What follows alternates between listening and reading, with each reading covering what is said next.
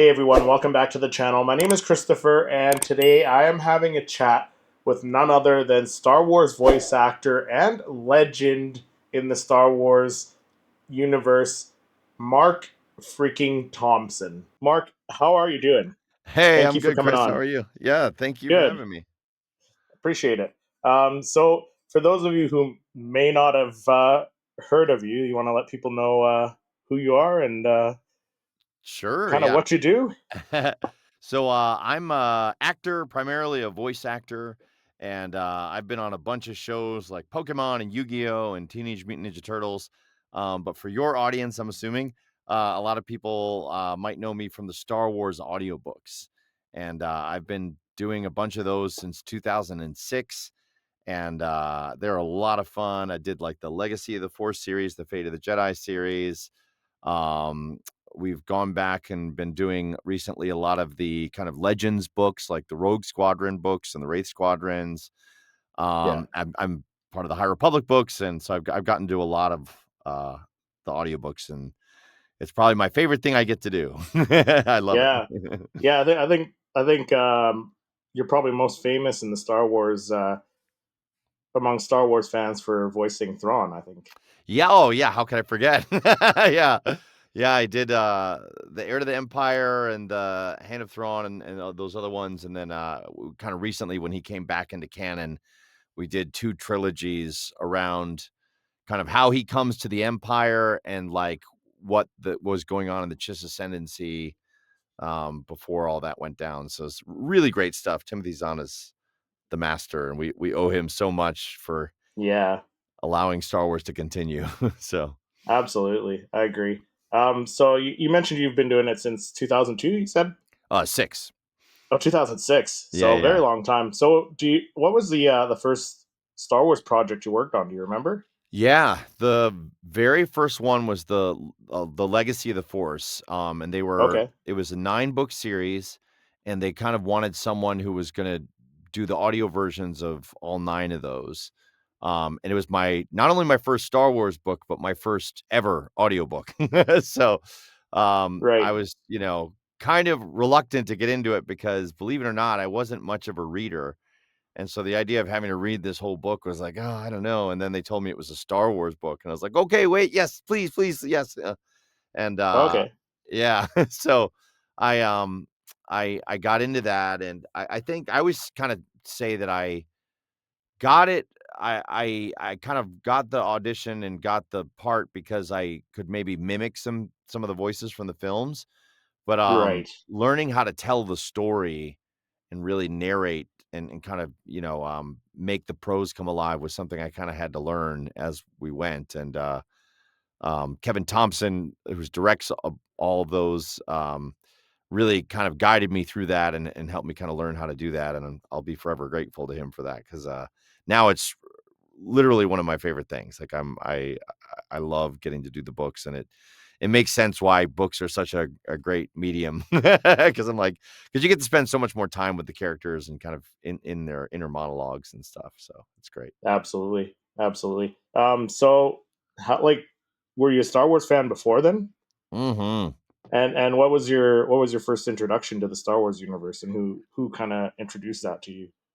Uh, I was one of those kids. I was born in '75, so, in '77, I was, like, 2 years old and, like, Yeah, so I didn't get to see New Hope in theaters, but I was one of those kids that was, like, saturated in it from as long back as I can remember, like, the action figures and the, seeing them on VHS tapes and, it just I can't remember my first experience because it just feels like it was always there from when I yeah, could start remembering things, so, and I'm grateful to that because it's become such an important part of my life, so yeah, yeah. Absolutely. So like, how did that kind of shape your approach to narrating the audiobooks then? well, that's a good question. I definitely was approaching them. Sorry, I'm gonna sneeze. Sorry.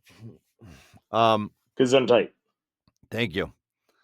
Um, I guess, like, I was definitely my love of the films made me approach them almost as if they were film scripts, which was good Okay. and bad because I think I was dramatizing the dialogue in the same way that I might if this were like a radio play or if I were kind of doing this on screen. The downside of that approach was that I wasn't really treating the kind of narration or the inner monologues or the description of what the setting was with the same amount of care as I would the dialogue, and that's the thing I kinda had to change and learn how to do. Um, but right out of the gate, in my mind, these were like, plays in your mind, and these were movies in your mind, and Penguin Random House and Kevin Thompson and Paul Goodrich, they do such an amazing job with the music and sound effects to really make it Yeah. feel that way. Like it's a completely immersive experience. So, Yeah. Yeah. Yeah, I'm kind of like, I guess like you were when you started out. Like I don't read a ton, so like uh-huh. I'm trying to find time, like when, apart from all the family time and time with the new dog and Oh yeah. doing the YouTube thing, trying to find time to kind of start some audiobooks there. So I hear you there on that part. So like how do you approach voicing such a wide range of characters in the Star Wars universe? Because there's a lot of characters that you voice, from familiar ones to newer characters. Like, how do you approach that angle? Yeah. I think if it's someone that's appeared in some other property, whether that's a movie or a show or one of the animated Yeah, series, I really try to come as close as I can to kind of what those other actors have done. About 90% of the time I'm trying to get as close as I can. Sometimes for creative reasons, it feels like mimicking exactly is gonna if I do this voice exactly how they appeared in this show, and now they're in this book with this other character that has a very similar sound, it's yeah, gonna be hard to tell those 2 characters apart when you're just listening to the audio. So, sometimes I'll make a choice to say, "Okay, we're gonna switch them up a little bit differently to kinda make it easier to kind of understand who's talking to who here." Um, but for the most part, I'm really trying to get as close as I can. And then if it's a character that I've not heard before, then I'm kind of like really locking into the author's description of that character, how that yeah, character is going to work within the story, in terms of how they relate to the other characters and kind of like from a plot point, like how, are they going to be around a long time? What should the audience be thinking when they see this character? And then sometimes, so that I'll use all those clues to try to come up with something.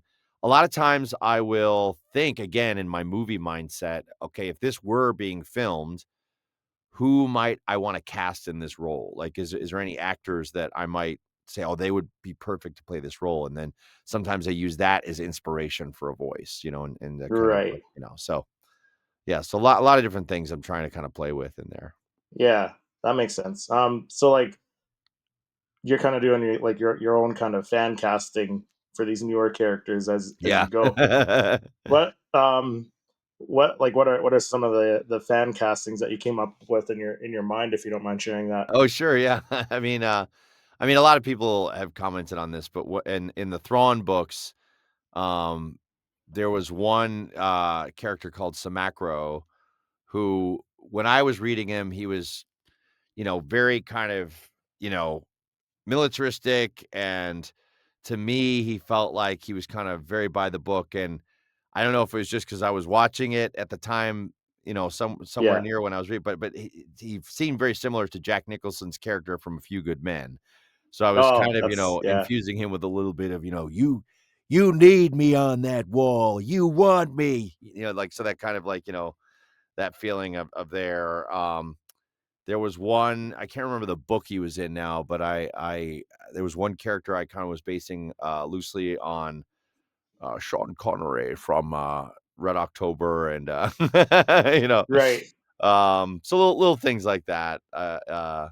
Face from the Rogue Squadron books is an actor, or is his name Face? Yeah. But like, he one of them is, he's like an actor, and he was like a child actor, and and so I decided to kinda make him sound a little bit like Bill Shatner from, Star Trek and stuff like that. So little things like that that, just help some of that is, just it helps me to find the voice quicker in the booth when we're, like, Right. doing it. Like, if I have an anchor that I know that this is who I'm shooting for, it helps me lock into that character a little bit more. And sometimes it's Yeah. just fun, like, again, like, if this were being filmed, like, what would this be like if so and so were playing that role? So, Right. Yeah. Kind of makes things a little more fun for you at the same yeah. time as well too. Like so are you given quite a bit of free reign when it comes to the newer characters, like how they sound, or do they give you some Yeah, kind of pointers for that on that, or a lot of it is, done by the authors. So obviously we wanna serve what the author has written and try to kind of, be in service of the story there. I get a fair amount of free rein. I think as time has gone on, I've gotten more free rein. But every once in a while, Kevin's like, "No, let's not do that for this guy. Let's do something more similar to this." And, I think one time I was trying to put Carol Channing in a book, and he was like, "No, we're not doing that." So every once in a while, he has to reel me back in and be like, "You're going right, too right. far. You're losing it." So Yeah. Pull you back on over the edge, right?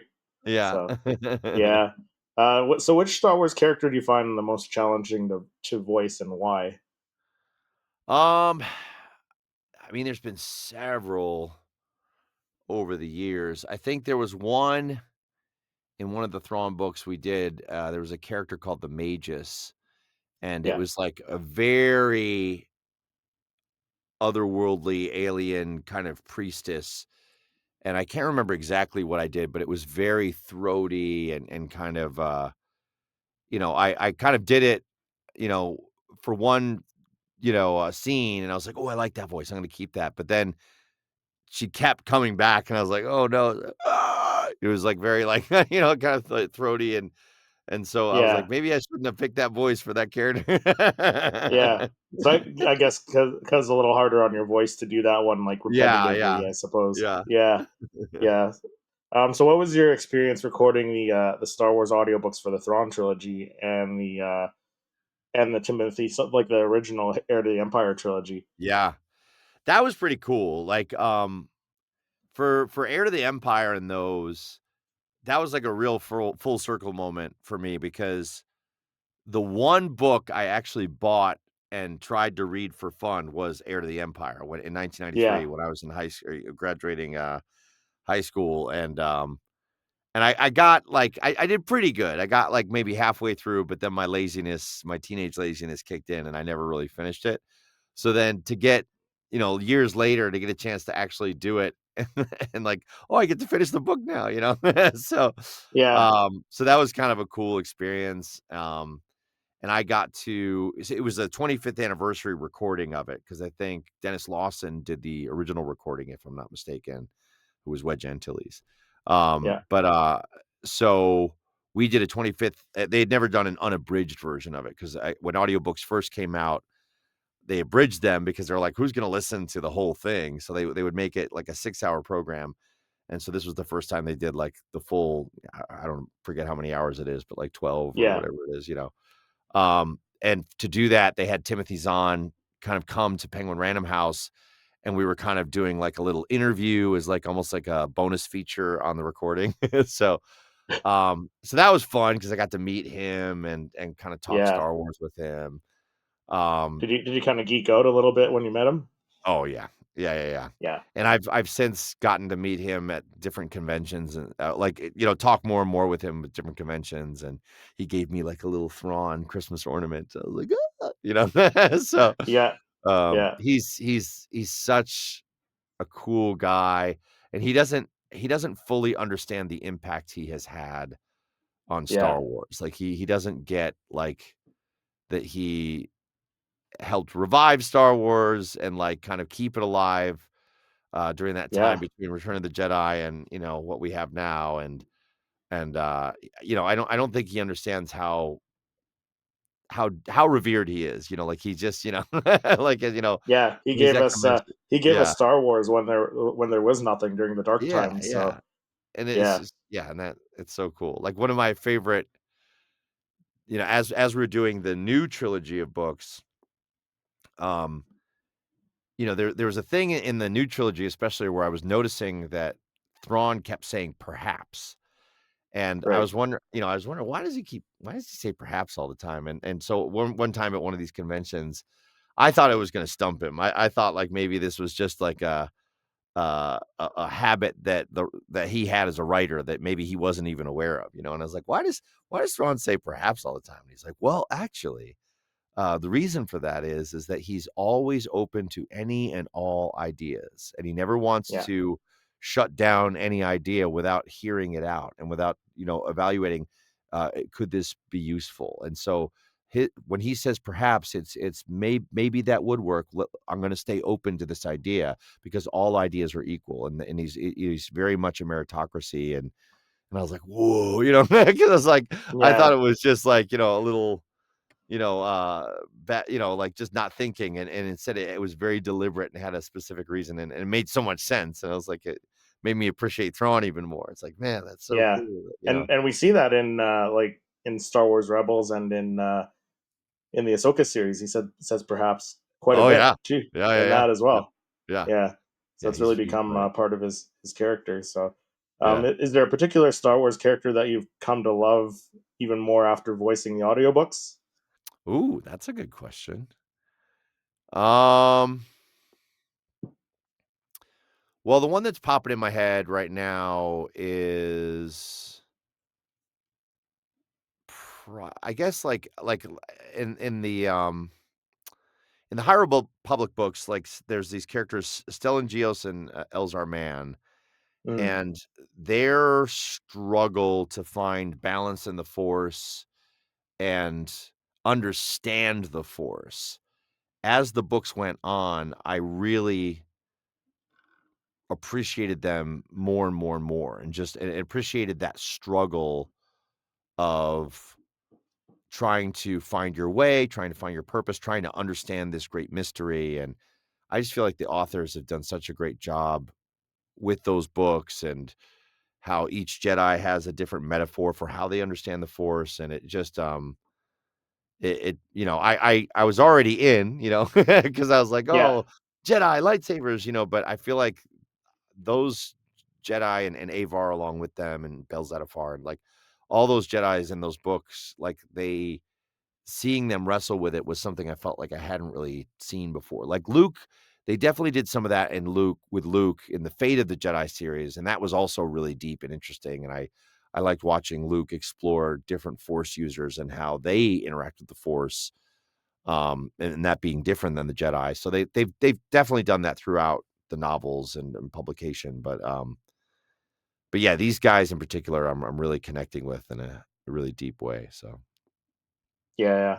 Now you kind of touched on voicing some of the legacy characters and such. How do you maintain a balance between honoring the original voices, say like Darth Vader or whatever, and voices of iconic characters like that, and kind of putting your own spin on them? yeah, I guess the way I approach it is I don't see it so much as me trying to put my own spin on it as I do me trying to be as truthful to what I believe those characters would be doing in these new scenarios. Because the truth is, like, when you watch the films, because of the nature of film, and it's like a 2 hour, 2.5 hour movie, Yeah. when you really boil it down, like Han or Luke only has, maybe a half hour, maybe 20 minutes of actual dialogue. You know what I mean? Like, Yeah. it's like they kind of just they have their lines, and then a lot of it is action and them running around, and so there's not that much to draw on in terms of just how they talk. So Right. sometimes I try to lock into the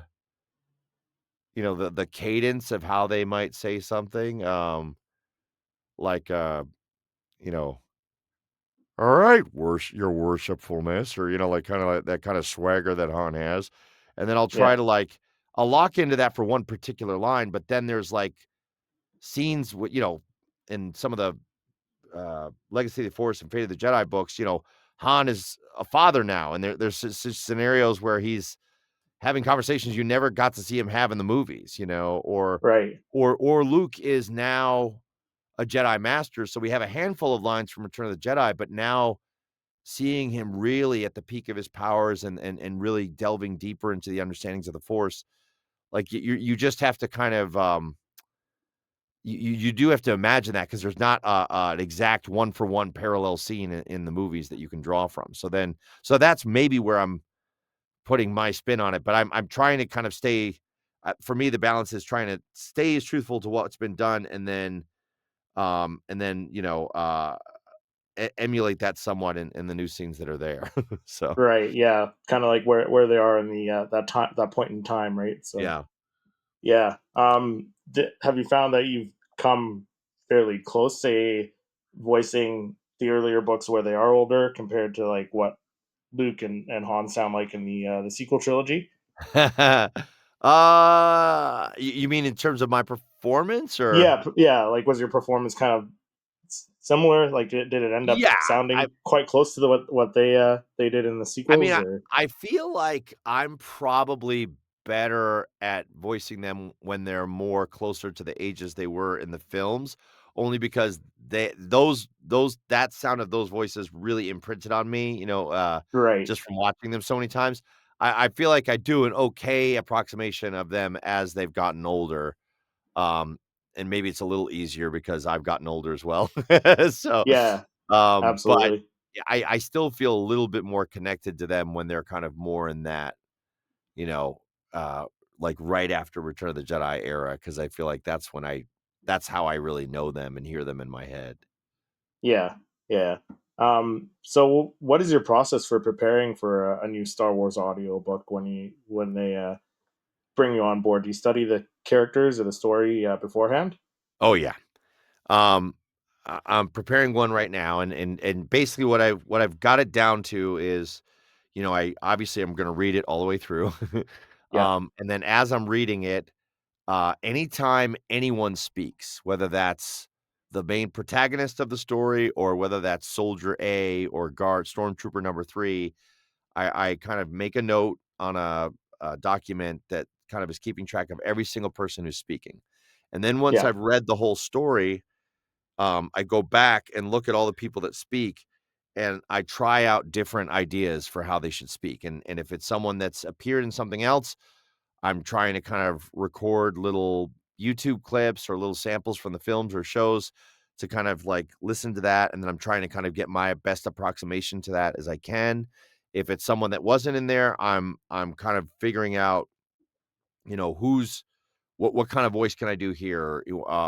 Like in vocally, is there anything I can do that will excuse me, distinguish how they sound from the other people that are going to be in the book and how they sound? Because I feel like if you're gonna be listening to this, I wanna make the characters as different as possible so that you're not confused about, "Who said that? Was that him or that guy?" And so I'm right. really trying to make them as distinct as I can while being as true to their character as I can, and sometimes, you can't really get around it because they're both 20 something males or they're both,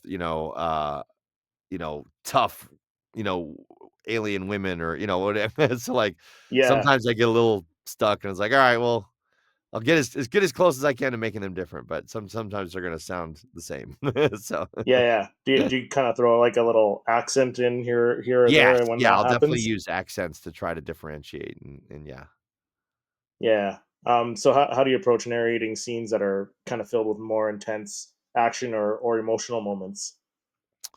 Um, I try to I definitely try to put myself in the action, and again, a Yeah, lot of that is kind of Kevin Thompson's direction and suggestion, and it's almost kind of become a part of my style now is I do 'cause it was just something that he was pointing out that, like, when you're reading this moment, this is the John Williams cue I'm gonna be using. There's gonna be lasers, right. there's gonna be explosions. So if you're just reading it and then the ship crashed, it's gonna, it's gonna sound very flat. So you wanna Yeah, kind of read it in the rhythm or emotional level that whatever that scene's gonna be in. And so I'm trying to kind of do that. And some of that is like most chapters or most scenes are usually, even if it's kind of from a third person point of, third person narrator, or Yeah. kind of like most of them are still kind of written as if they're in the perspective of a certain character. Like most of the time you can assume like this is, even though it's written in the third person, it's Luke's point of view. Like we're kind of sitting next to Luke during this story and seeing how he would feel about these things or these moments, or this particular chapter is from Vader's point of view, and like he's enjoying the suffering of the rebels, and so then there should be a little Yeah. bit of that coming through vocally. So some of that's an artistic choice, and but I do find it can kind of pull you in a little bit more doing it that way. So Yeah. Now, do you voice, say, like, one character do all his lines all at once, and then go back and record the next character kind of thing? no, we like when we're recording it, we're going straight through. So we're Straight through, eh? Yeah, yeah, and obviously I'm making mistakes and I'm flubbing things and I'm reading Leia's line when it should be Han reading that line, so I give the editors plenty to do, but we're going through chronologically, mainly Oh, okay. because it's already a lot of work on the editors, and if we were to do all of, Qui-Gon's lines and then go back and do all Obi-Wan's lines, that would be a lot of them having to search where those lines go. And then also Right. just from a performance standpoint, because it was a little jarring at first, because in animation, you do it the other way. In animation, you do all of this character's lines, and then if you're Yeah. playing a different character, you go back and do all of that other character's lines. But I have to say that when you're doing the audiobook, it actually does help me keep the story more consistent in my mind, doing it chronologically, and having like remembering how I made this character say this line can help me respond with the right inflections and the right attitude right in the moment, instead of like trying to remember 20 minutes later, well, how did I say that line and how should I be responding to this? So there's pros and cons. I think it's like, sometimes I wish for the chance to do all one character's lines, because then I feel the character voice would be more consistent. Right. But then you sacrifice maybe the through line and the Yeah. pace of the story by doing it that way. So there's a give and Yeah. take to it. So Yeah. Pros and cons for each. Yeah.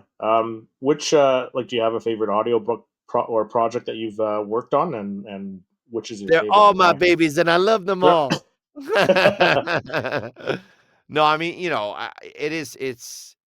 it really would be too hard to say. I mean, I love the Thrawn books just because it's fun to kind of inhabit that character and play in that world. Yeah.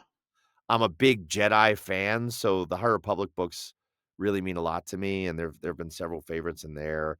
For a while, I mean, I still love it, but, like, for a while, Dark Disciple was one of my favorites just because that was Yes. such a powerful story, and Christy Golden did an amazing job, and so, like, there's the Yeah. honestly, The there's just whole so this whole story with Asajj yeah, and Quinlan, and and it's so Quinlan. good.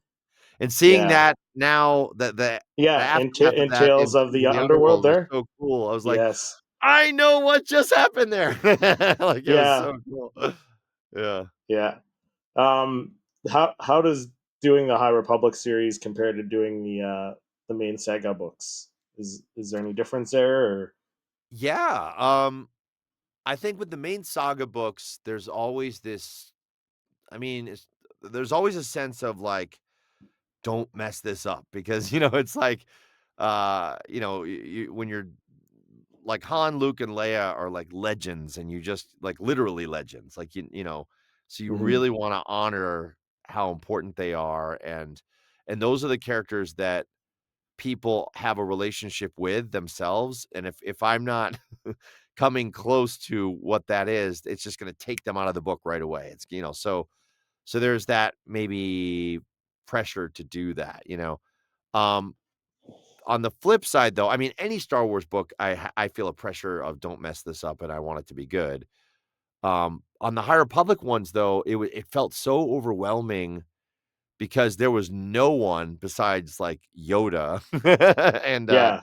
and he's there, sparingly, um, that I knew, you know what I mean? Like, I think, like, yeah, so, like, there's maybe 1 or 2, like, Oppo Rensis was in there, and, maybe a Kiadi handful. was Got probably him in when there at some point. Yeah. yeah, oh, eventually, yeah, not in the ones I'm doing, but yeah. No. So, but, so then then the challenge is everybody is a new character, and how am I gonna make all these characters feel alive and real and different from each other, and so that was, like, a really huge challenge, but an exciting one, and, um, and again, they're just written so well that it ended up not being as challenging as I thought it was, but when I was preparing it, I was like, "How am I gonna do this?" So Right. but now it really is some of my favorite Star Wars stuff. Like, I really love the High Republic books, and I feel like all the authors have done such a great job with those characters, so Yeah. Um, how do you manage keeping up the energy for long recording sessions? Because these sessions probably go on for I would Oh, yeah. imagine quite a few hours at a time. Oh, yeah. Like No. how do you keep up your energy during those sessions? Uh, Kevin will sometimes, like, order me, like, little cookies and apple pies, and so it's that, it's water, it's, kind of getting plenty of sleep, and I try not to do a lot of times I have animation work I'm still doing also, and I teach a little bit, so I'm trying to, like, not when I have a book, I only do the book, and that like, I don't take other jobs during that week, especially 'cause it's pretty tiring. Like, obviously, it's not, like, hard physical labor the way some people might have to, work construction or Right. stuff. Like, Yeah. there's definitely more physically demanding jobs, but in my field of work, the audiobooks are the most demanding, like, of anything I do, so. Yeah. Right. And do you like how long does it take for you to do an audiobook? Because I would imagine it would take a few Yeah, I days, mean or so. for me, it's typically 4 to 5, if not 6, like, there's, depending on the length of the book, but Right.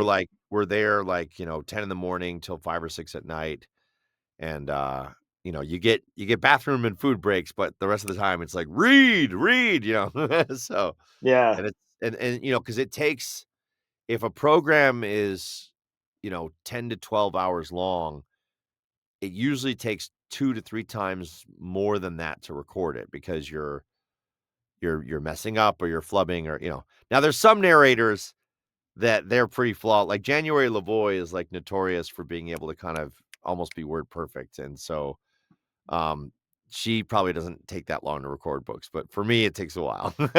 So Yeah. Right. Right. And you mentioned like you try and only just like you just do the audiobook during that time.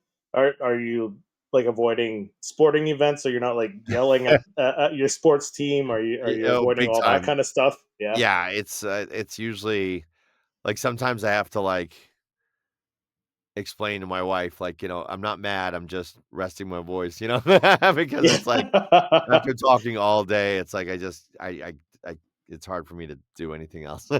So, not Yeah. I Yeah. try to, like, kind of go on vocal rest, so. Yeah. What has been the most rewarding part of narrating Star Wars books for you? Oh, wow. Um, it's been kind of the fan responses, Yeah. like, I've gotten to go to some conventions, as a guest, like, I used to go to conventions a lot as a fan, and I've been able to go to some conventions to talk about the audiobooks and, to hear some of the stories, like, there was, one guy who he basically gifted me an American flag, and he said, "This was flying over the base that I was stationed at in Afghanistan, and after being on patrol, I would come and, like, listen to your books to help me kind of, calm down, from the stress of what he was doing, and it really helped me get through that time." Or there was another, fan who was visually impaired, and he kind of expressed to me that the audiobooks were the ways that he able to experience these stories, and that this was the only way he would be able to experience these stories, and just how Yeah. meaningful that was to him. And and so, and then, just it's just, it's obviously flattering when people like what you do, and so that's awesome. And then, but for me, it's so special because I love Star Wars so much. So to be like a teeny tiny part of Star Wars is Yeah. so rewarding to me. It's like, oh my gosh, that's so cool that I got to meet like um Lars Mikkelsen a year ago, um who is plays Thrawn in the live action series. Yeah. And Yeah. I guess Tim and him were there, and so, and we kind of chatted a little bit about audiobooks and stuff. And so, Yeah. I don't know, it's just No, I feel incredibly blessed. It's really cool. yeah. Now, did you guys both speak in your Thrawn voices when you first met? Like, I was too chicken to do it in front of him.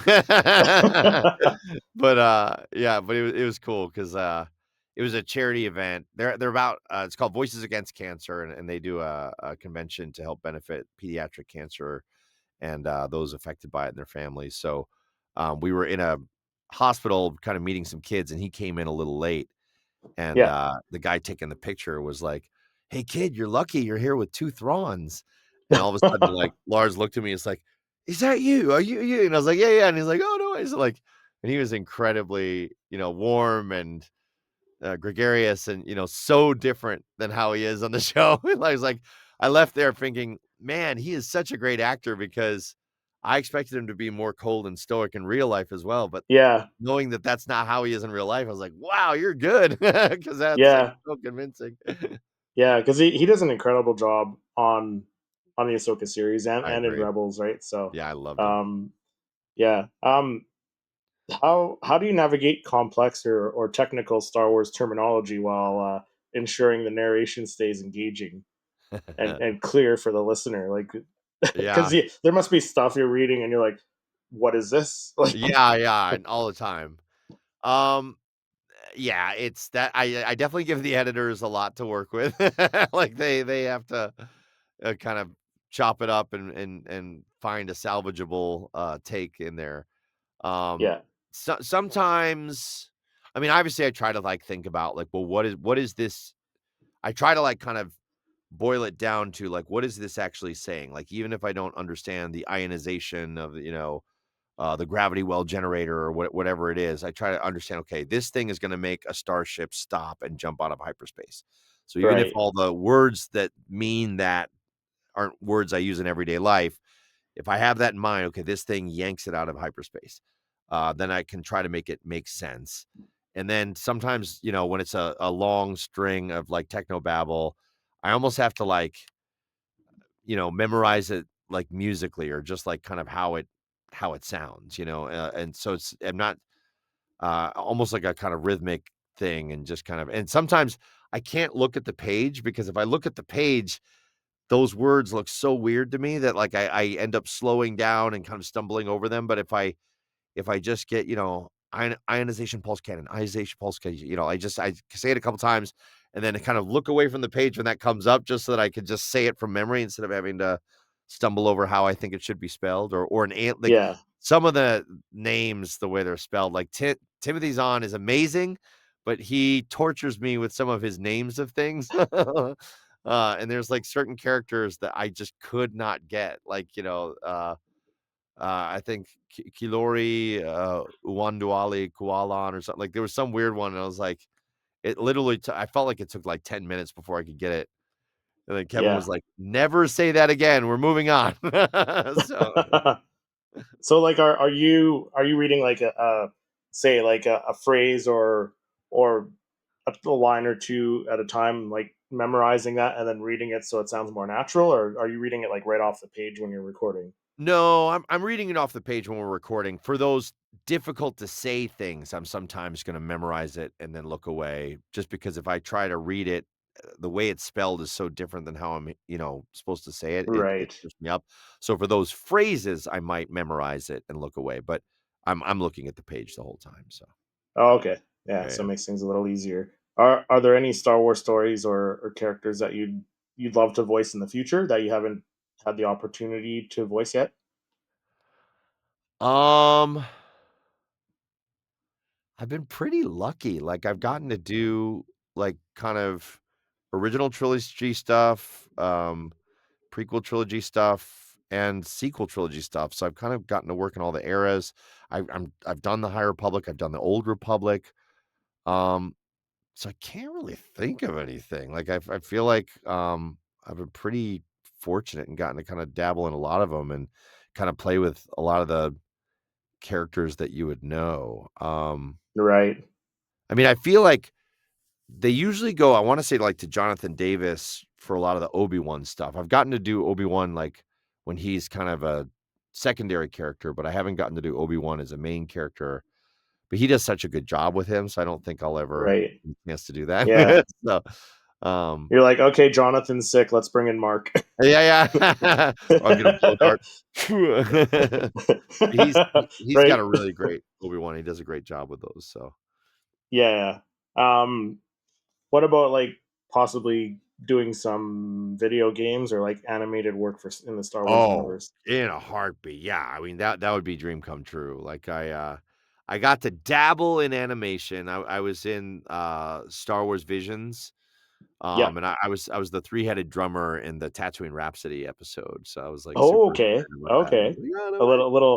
little nugget of information for those who may not have known that. I Yeah, don't think I yeah, knew that yeah. one either. So Yeah, so yeah, that that's that was awesome. super cool, and I was kinda hoping that might get me in the door, but, it seems like the it hasn't happened yet, and a lot of their talent pool is so deep. They have so many people that Yeah. are so good and that and other people that would love to work on Star Wars, so but, I would love to do some more animation with them, like, I really, really would love that, and if I ever Yeah. got to be like a Jedi or a Force user or something, or even like a motion capture character in a live action series, that would also be a dream come true, so, uh, Yeah. I'm Yeah. always throwing up prayers for that and would be very into that, so Yeah. Is there someone you would like is on your bucket list of working with if you were to get a gig oh, I mean, working on an animated show? Dave Filoni would be amazing. Like, I would Yeah. love to, I'd, like, shook his hand once at a celebration, but, I would love his understanding of Star Wars and the way he talks about Star Wars and, I just the way he crafts his stories and kind of, connects them to things that we love about Star Wars that have happened before, but also is kind of, forging ahead and doing new exciting things. Like the whole World Between Worlds, I thought was like Yeah. genius and amazing and so cool. And I'm loving Ahsoka. Ahsoka is probably my favorite of the TV shows. So Yeah. I think he's a genius, and I would love to get to work with him at some point. Like, that would be amazing. Yeah. Did you like what did you think of Andor then? I really Just loved out of Andor. Yeah, like, I curiosity. mean, I'm a sucker for all of it. Like, I really love all of it. Andor was, for me, like it took a while to win me over because it was stylistically different than, like, the mythological nature of some of the Star Yeah. Wars stories that have come before. Like, the biggest thing that I'm a fan of in Star Wars is the Force and the Jedi, and so, because there's so little of that in Andor, it was harder for me to kind of find something, but right around the prison arc, I was like, "Okay, this is amazing." And I think it was a slow build, but what's brilliant about that is you get to know those characters and their Yeah. situation and the brutality of the Empire so much that you're so invested by the time, Marva gives her speech, and then the 2nd season with Mon Mothma is just, like, amazing, so I love it. I think but I'm still more drawn to the kind of, the Force stuff and also just the idea that it's that this is a myth and that part of the mission of mythology. I guess Andor does this as well. I was gonna say that the mythology is teaching you kind of right from wrong, and obviously Andor is doing that. But it's, Yeah. Yeah. I guess I'm more of a kid at heart, and so I like the kind of more, stuff that's aimed at the kids. But I Yeah. can appreciate the stuff that's aimed at the adults, and I love that as well. So there's, uh, it's good to have so many options of things. So Yeah, I mean, George said Star Wars has always been for kids, so yeah, it's yeah. yeah. But Tony Gilroy So has helped evolve it, so it's for yeah, I everyone. know, right? Yeah. Yeah. So you voiced a lot of characters. Do you know how many characters you've voiced since you started, Not or not really. No, I mean, it's definitely in the high hundreds. But I yeah, I haven't really kept track. So yeah? Now, would you say like if we gave you like a 30-second timer or a 60-second timer, you'd be able to knock out a few voices in that I time? could try. Yeah. Yeah. What do you want to do? You want to do a 30 or a 60? Well, let's do a 30. We don't want to bore people. Okay, let's do a 30. Okay, so let me just bring it on screen so you can see it as well here. Join me, and you will learn the power of the dark side. Do or do not. There is no try. Everything is going as I have foreseen it. Chewie, punch it. I am a Jedi, like my father before me. This is so excited to be here on this podcast. Oh, I'm freezing. I'm Yeah, glitching. oh, Oh dear, we're doomed. that's awesome. Yeah, and clearly, and you've got other voices, I'm sure, as well. Like you mentioned, Yeah, you did yeah. Qui-Gon in one of the books Right. as well. So yeah, that's amazing. Well, thank you. I appreciate you coming on, Mark, and taking time out of your day. Um, Yeah, no, thanks for having me. This was great. yeah, really appreciate it. And you mentioned you're working on another Star Wars project right now. Yeah, Yeah, just to something be to on the look safe forward side, I to. probably shouldn't say what it is, No, but no, we yeah, it's won't. definitely something that's pretty cool that I think people will be into. So, and then People will be looking forward to. what has been announced is the last of the High Republic books, Trials of the Jedi, is coming out in a Nice. couple weeks, and it's really epic. So like if you haven't listened to High Republic yet, I would definitely encourage people to listen to those or read those. They're really great, and the way it all kind of concludes is moving and eye-opening and powerful and epic, and it's Charles Soule started the whole thing, and he's finishing the whole thing, and it's really, really well done, so Yeah. Do you want to just let people know where they can follow you if they wish to give yeah, you a sure. follow? Uh, I'm I have a bunch of handles because 'cause I'm lazy and bad at social media, but, I'm Marc Thompson on Facebook with a MARC. I'm Captain Ehud underscore VO actor underscore something like that on, Instagram, and on X, I'm Captain Ehud. In Blue Sky, I think of something else, so I'm like Captain Ehud Yeah. voice actor or something like that, so sorry. All good. All good. They should be able to just search your name, Mark Thompson, and something should come up though. Yeah, So it's either Marc Thompson or Captain Ehud or some variation of the 2, so awesome. Well, thank you once again, Mark, for coming on. Really appreciate it.